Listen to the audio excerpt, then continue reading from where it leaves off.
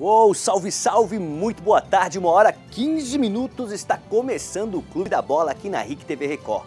Sou Marcelo Cabral e ficamos juntos até as 2h30 para conversar, analisar e debater o futebol catarinense, nacional e internacional. Para começar naquela vibe, convocamos você aí de casa a participar também do programa. Então, boa tarde dela, né?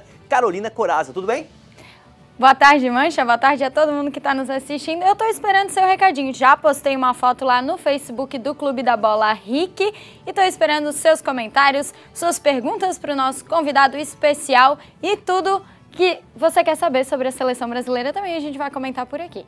Clube da Bola, clubedabola@ricsc.com.br é o nosso e-mail, ou se preferir pode ser pelo Facebook, facebook.com/Clube da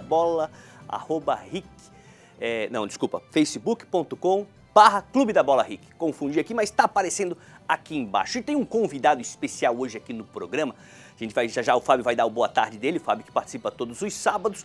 Mas o convidado é o seguinte, Genilson, em Santa Catarina eu lembro dele no Figueirense, no Avaí, no Joinville, no Marcílio Dias, mas tem muito mais, passagens pela Espanha, Curitiba, Londrina, São Bento, Guaratinguetá. No Figueira foram 53 gols em 107 jogos pelo Alvinegro. Eu tô certo, Genilson? Muito boa tarde. Boa tarde, Mancha. Boa tarde a todos. Fábio, é um prazer estar aqui com vocês mais uma vez. É isso mesmo. Foram 107 jogos, 53 gols, né? E muitos outros clubes ainda que ainda você não falou, que no decorrer aí, se você quiser saber o currículo todo, eu te passo. Dá uma geral rapidinho assim. Eu citei alguns, mas tem muitos outros na tua carreira, né? Eu comecei em São Paulo, no Novo Horizontino, né, na base. Depois eu vim para Santa Catarina, Marcílio Dias, Joinville, São Bento. ABC de Natal, Figueirense em quatro temporadas, o Málaga da Espanha, joguei no Londrina e entre outros ainda. Aqui no Avaí também joguei, no Joinville eu já falei, né? Falou, no Jack.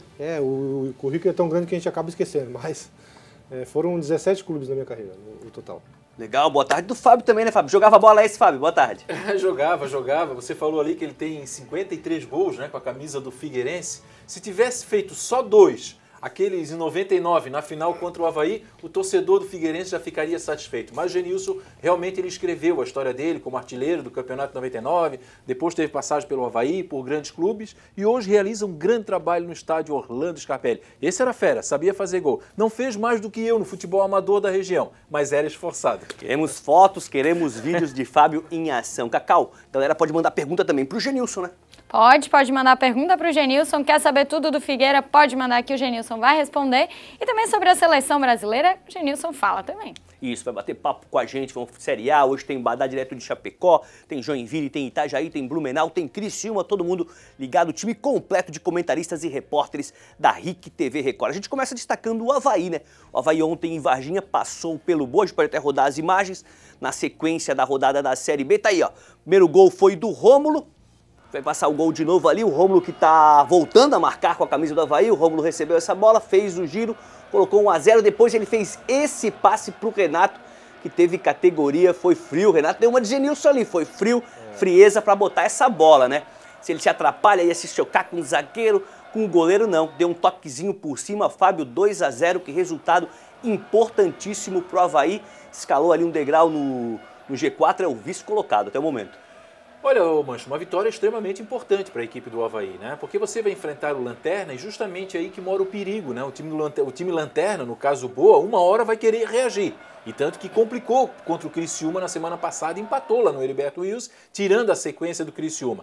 Mas o Avaí foi muito eficiente na primeira etapa. O Avaí foi letal, o Avaí foi... ele resolveu o jogo no primeiro tempo. No segundo tempo, eu acho que o Avaí deu uma recuada, esperou o tempo passar, teve uma expulsão, na minha avaliação, correta e justa. Em si, o Rodrigão, né, acabou sendo expulso, o atacante do Avaí. É sorte que o time do Avaí estava muito bem posicionado, muito bem colocado, mas às vezes uma expulsão dessa acaba complicando. Agora, é preciso enaltecer aqui 3 jogadores no Avaí ontem. Aliás, eu vou enaltecer 4 aqui. Eu vou enaltecer o Rômulo, primeiro pelo gol, o passe que ele deu magistral ali pro Renato, deixou o Renato na cara do gol.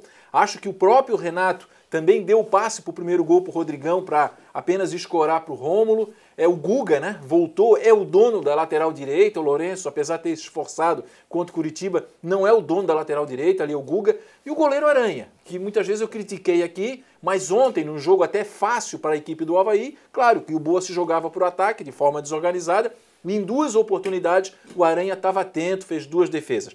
Vitória importante.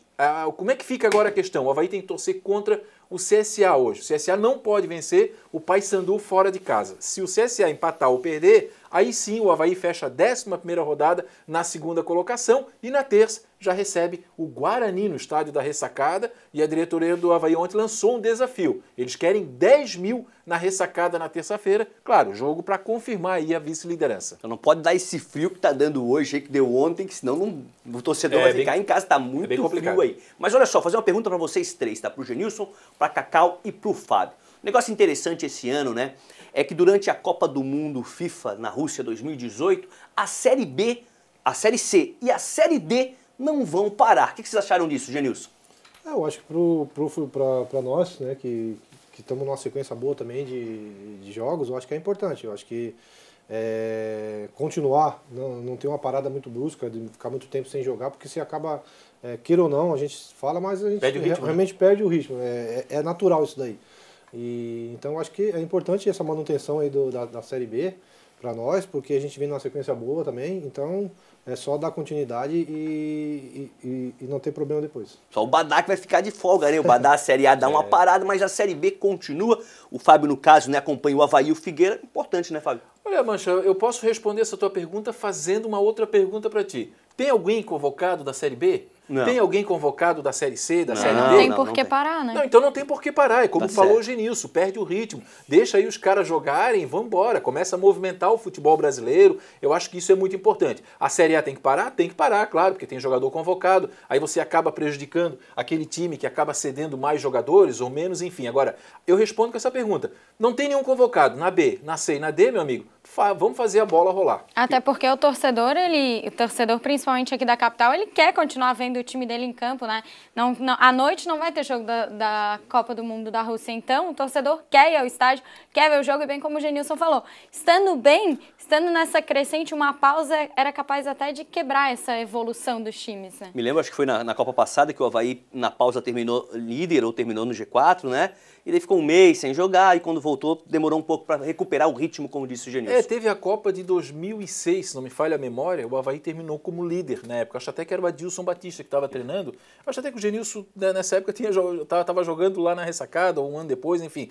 E aí eu lembro que fizeram até adesivos, Avaí líder da Copa, né? E de repente essa parada aí acaba prejudicando aquele time que está embalado, né? Então não tem como parar e segue o jogo. A gente continua girando aqui no Clube da Bola. O Criciúma entra em campo hoje contra o Sampaio Corrêa, fora de casa. Mas na última rodada deixou escapar a chance de respirar aliviado na Série B. Vamos para o sul do estado conversar com o Renan Mainen. Chega mais, Renan.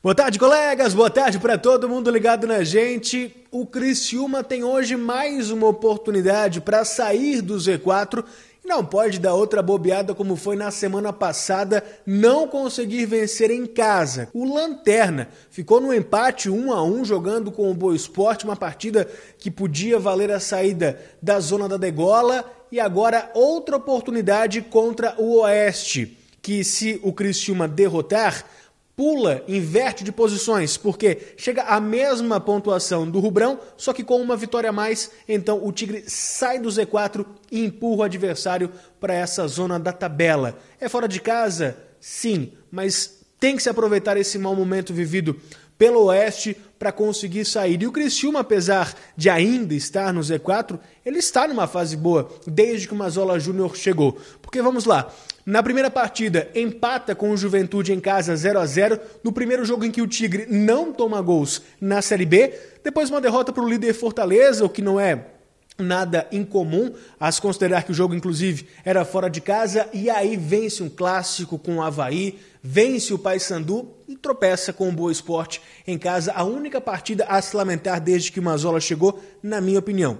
E hoje, mais uma vez, então, tem essa chance de sair do Z4, precisa aproveitar esse momento para respirar um pouco mais aliviado, pela primeira vez nessa Série B. Valeu, Renan. Daqui a pouco o Renan volta para falar do Tubarão pela Série D. O Peixe tem jogo decisivo daqui a pouquinho, mas a gente segue no assunto Série B. Figueirense e Sampaio Corrêa, jogo que aconteceu na terça-feira. Curiosamente, era o aniversário do Figueirense.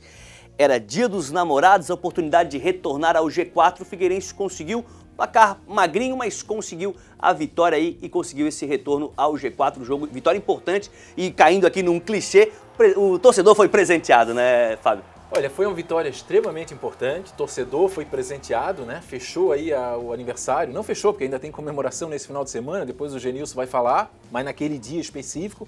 Agora, foi uma vitória interessante, porque o Figueirense jogou 15 minutos.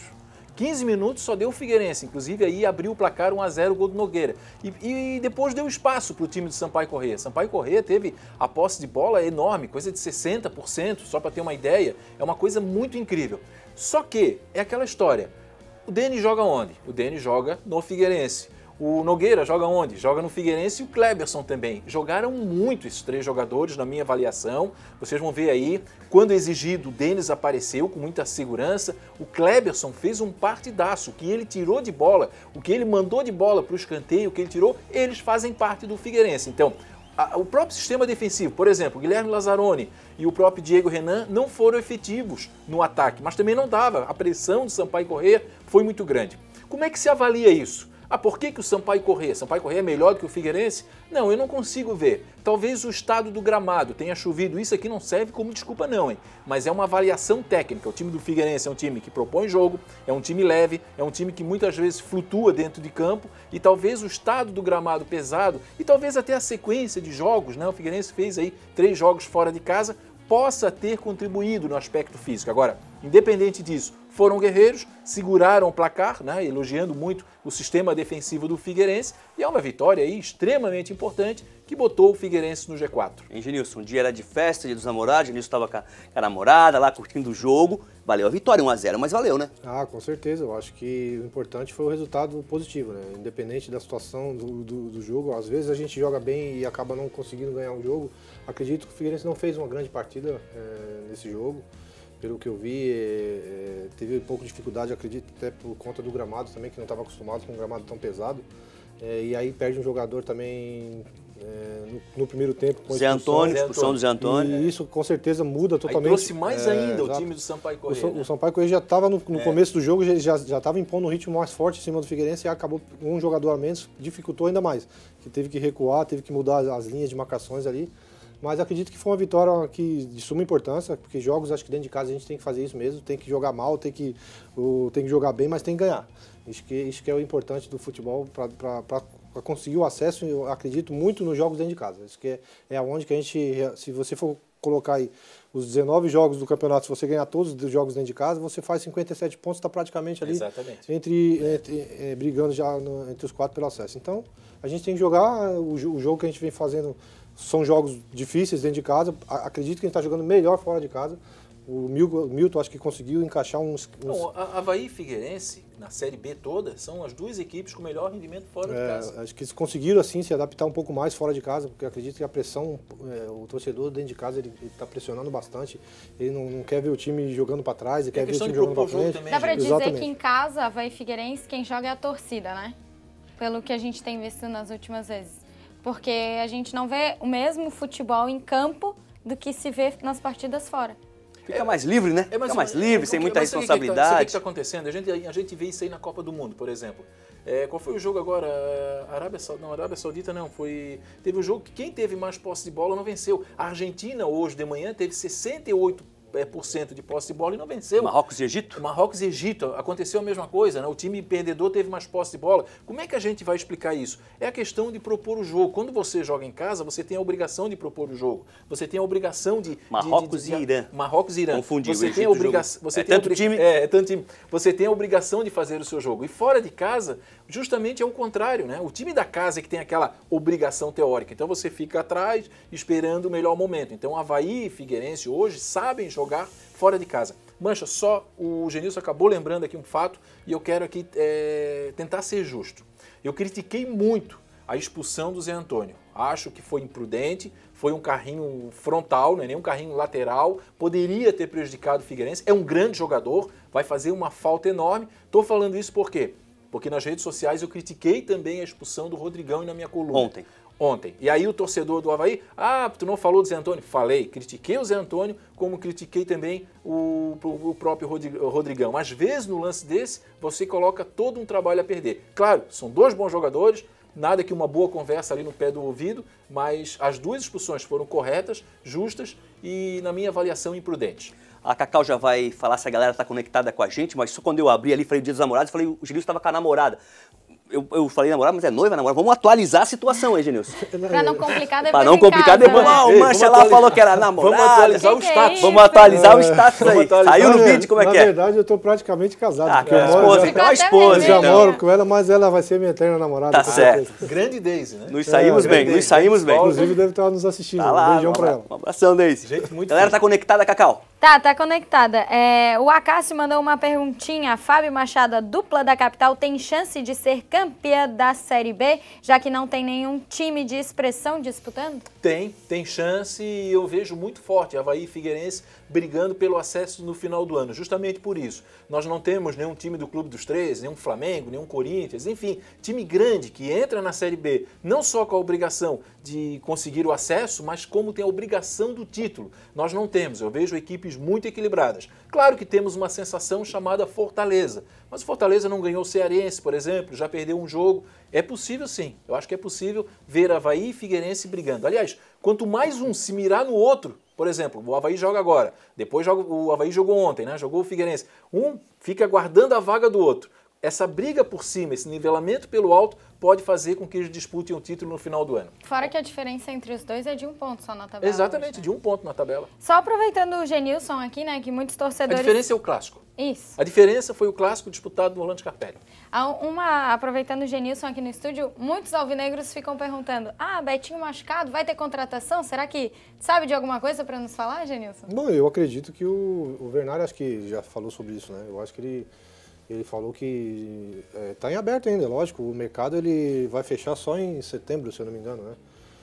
Então, assim, se a gente precisar, claro que o Betinho é um jogador que vai fazer falta até conseguir a recuperação, mas temos jogadores também de qualidade que podem suprir ali a necessidade, não com a mesma qualidade que o Betinho na maneira de jogar, mas com certeza o Milton sabe os jogadores que tem em mão, e se precisar de algum jogador realmente que não esteja encaixando ali na maneira que o Milton quer, com certeza o Werneck deve ir ao mercado aí para trazer um jogador que possa nos ajudar. E tem um detalhe, né, Mancha? Agora tem abertura de janela, times da Série A vão perder jogadores, né? Vinícius Júnior, o Rodrigo dos Santos, tal, mas eu acho que o Rodrigo dos Santos deve ficar até o final do ano. Enfim, vão perder jogadores. Onde que os times da Série A vão buscar jogadores? Série B. Vão buscar na Série B alguns destaques. Então, provavelmente, a Avaí vai perder jogador, provavelmente Figueirense pode ser que perca um destaque, o Avaí provavelmente não deve terminar o ano com o Guga e com o Luanzinho, nós já falamos isso aqui, já foi escrito na coluna. Então tem esse detalhe também, e aí vai ter que ir no mercado para repor.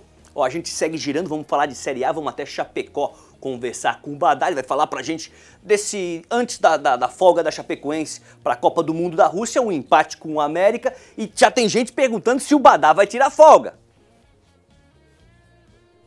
Eu não dou. Boa tarde, Badá. Uma folguinha? Boa tarde, Marcelo Mancha. Isso aí nós vamos conversar pessoalmente numa outra ocasião, né? Fique tranquilo que nós vamos ter um diálogo sobre esse assunto aí. Dito isso, a Chapecoense terminou, então, essas 12 primeiras rodadas e foi para a parada desta Copa do Mundo da Rússia, fora da zona de rebaixamento, que era o desejo de todos aqui para ter um pouco mais de tranquilidade, né? 12 pontos, somou 12 jogos, melhor dizendo, somou 14 pontos.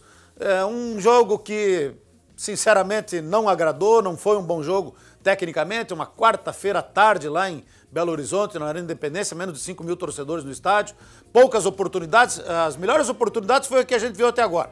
Primeiro tempo, o América teve uma oportunidade, o Divan chutou, o Jandrei defendeu, né, aí o Ademir, esse menino aí, chutou por cima. Essa aí foi a grande oportunidade do América. O chute do Jodivan e o Ademir chutou para cima. E no primeiro tempo, a Chapecoense foi o que teve. Foi essa bola roubada pelo Wellington Paulista, chutou e o goleirão mandou para escanteio. E aí o contra-ataque do menino Bruno Silva, que tem entrado bem, entrou bem nos jogos, que entrou agora recentemente, teve um bom contra-ataque, mas acabou não convertendo, perdeu o tempo da bola, o domínio ali, na perna esquerda não é a boa, é a direita, poderia, quem sabe, ali ter feito o gol. Mas eu acho que ficou de bom tamanho 0 a 0 pela pouca eficiência das duas equipes para finalizar a jogada, naquele último toque, no lançamento, no cruzamento, no posicionamento. Então, um jogo muito truncado, um jogo de muita marcação. A Chapecoense não tinha o Arthur Kaique, ele faz muita falta, porque é o jogador da velocidade, o jogador do escape. Aí o Gilson Kleina apostou no 4-4-2 com dois volantes mais avançados, o Luiz Antônio e o Canteiros, não deu muito certo.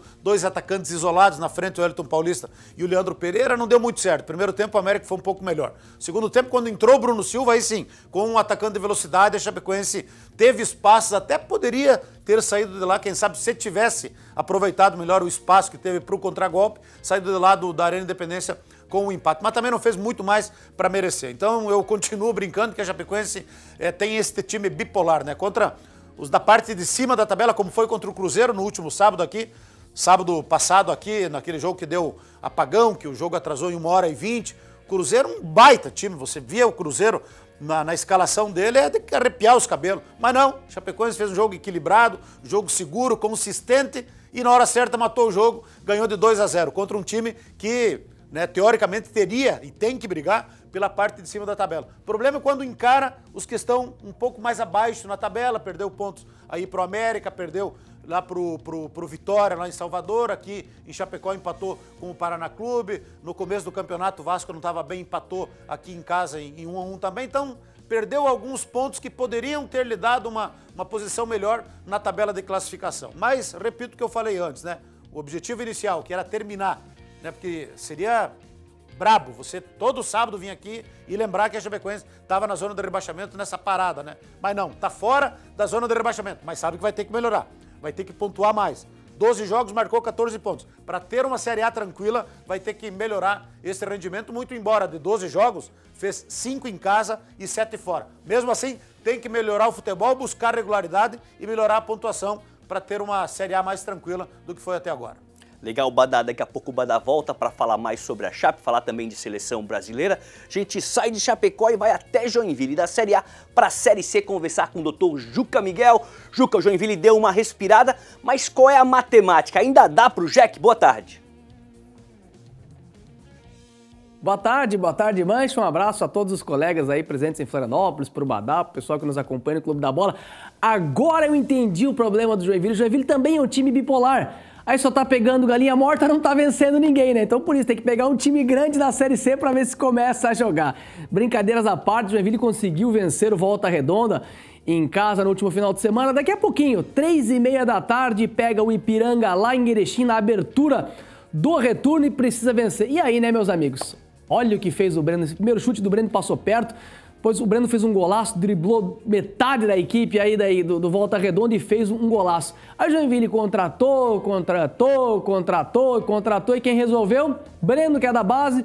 Goleiro Matheus fez muitas defesas difíceis aí de novo a trave, salvando a equipe do Joinville, e a base resolveu mais uma vez para a equipe aqui da casa. Agora tem um confronto muito difícil, muito complicado. A matemática, Mancha, respondendo a sua pergunta, é ganhar ou ganhar.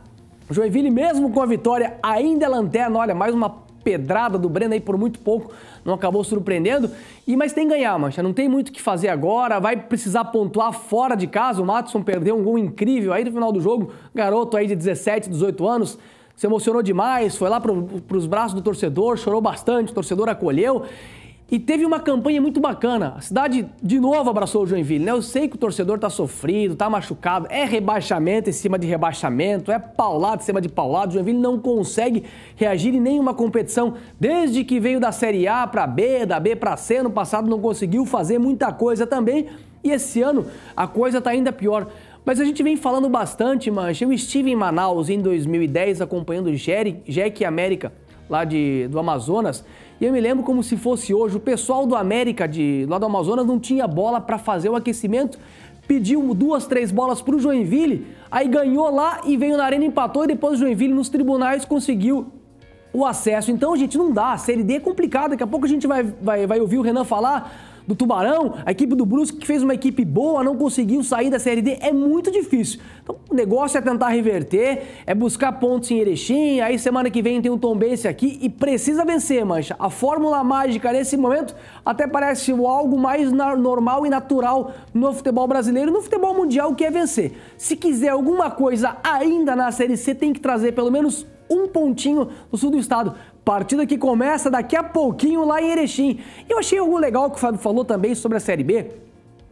O Emerson Maria disse uma frase, Fábio, bem bacana, quando ele foi campeão pelo Joinville em 2014, que o torcedor do Joinville só iria mensurar o tamanho da conquista que era ser campeão da Série B quando alguma outra equipe do porte do Joinville, como o Avaí, como o Figueirense, conseguisse o feito. É muito difícil realmente ser campeão da Série B, é muito pegado, e o Avaí e Figueirense tem que aproveitar, porque no ano que o Joinville foi campeão tinha o Vasco, mas o Vasco lá não tava aquelas coisas, e esse é um ano bom mesmo para conseguir o título. Mas se não conseguir o título, meus amigos, conseguindo o acesso por aí tá de bom tamanho, porque vai fortalecer Santa Catarina. Chapecoense na A, o Avaí de repente na A, junto com o Figueirense, o Jack retornando aí a Série B, se conseguiu uma arrancada histórica, o Criciúma se mantendo. A gente brinca com a rivalidade, mas é de fundamental importância que o estado esteja muito forte em nível nacional, para que sim a gente possa ter uma representatividade maior. Mas para isso, né, Jack? Pelo amor de Deus, me ajuda a te ajudar. Obrigado, Juca. Até daqui a pouco, Juca. Daqui a pouco volta. É natural, né? Hã? Essa beleza do Juca é natural. Natural. E a elegância, né? O Juca que elegância, sempre vai na elegância ali, camisas e tal. Hoje ele rivalizou com o Badá hoje. É, os dois. Genilson, rapidinho, tua passagem pelo Jack, conta pra gente como é que foi, que ano foi isso?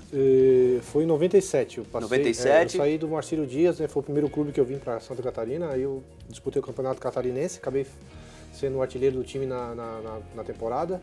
E aí eu fui pro Jack, fui pro Joinville jogar a Série B, nós fizemos uma Série B até razoável, não foi a gente tinha um time bom, mas não conseguimos o objetivo que era o acesso, mas foi um clube também que marcou na minha carreira, porque é um clube aqui grande da cidade, do estado também, né?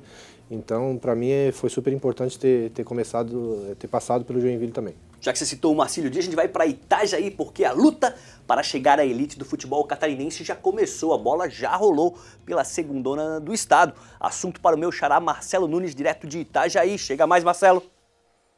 Fala Mancha, fala amigos ligados no Clube da Bola. Hoje já deu de perceber que o meu cenário tá um pouquinho diferente, né? Tá um pouquinho, digamos assim, mais bonito, mais caprichado. É porque escolhemos hoje a Avenida Beira-Rio aqui de Itajaí para comentar, para falar de futebol com vocês, já que Itajaí ontem, sexta-feira, dia 15 de junho, completou 158 anos de história, uma história que começou lá em 1860. Parabéns a Itajaí, parabéns aos esportistas, a quem curte futebol aqui na nossa cidade. E claro, Mancha, que aqui em Itajaí o assunto é o começo da Série B do Campeonato Catarinense. Já tivemos 2 jogos, 2 rodadas, com 2 times aqui de Itajaí em ação. O Marcílio Dias empatou seus 2 primeiros jogos. O torcedor ainda está um pouquinho desconfiado nessa fase da competição, que é a inicial e, claro, é um pouquinho confusa, né? As equipes ainda se entrosando, se conhecendo um pouco mais. O último resultado do Marcílio Dias, um empate lá no estádio Roberto Santos Garcia,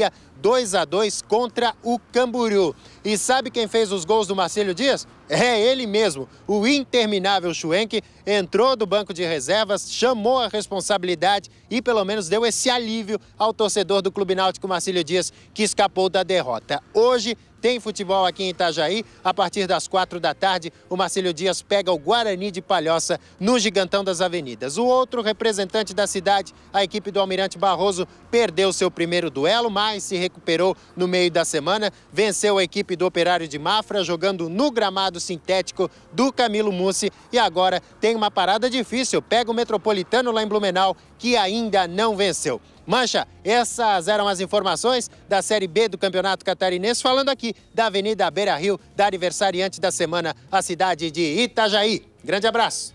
Valeu, xará. A gente segue falando da segundona. O torcedor do Metropolitano não tá nada feliz com a situação do time. Assunto para Emerson. Chega mais, Emerson Luiz. Fala, Mancha. Boa tarde a você, boa tarde a todos ligados do Clube da Bola. É decepcionante sim, até que a campanha do Metropolitano nessa Série B estreia com empate com o Operário de Mafra lá em Itaiópolis em 0-0 e a derrota surpreendente para o Juventus por 2-0 aqui no SESI. Surpreendente pelo investimento do Metropolitano, pelo time que foi montado e numa noite muito infeliz de um zagueiro que dispensa apresentação, que é muito bom tecnicamente, mas estava numa noite horrorosa, o Douglas Silva, que acabou sendo determinante para esse tropeço. Continuo achando ainda que o Metropolitano vai chegar. Quando encaixar, ainda não incorporou esse espírito da Série B. É um time técnico demais. Mas a partir do momento que vira a primeira vitória, e pode vir, Mancha, nesse domingo, contra o Barroso aqui no Complexo Esportivo do SESI, esse time tem tudo para encaixar e alcançar o seu objetivo, que é, no primeiro momento, chegar às semifinais para conquistar uma das 2 vagas para a Série A, para retornar à primeira divisão. E o que falar do Beck? O Blumenau é um carro desgovernado, é um carro sem comando. Problemas internos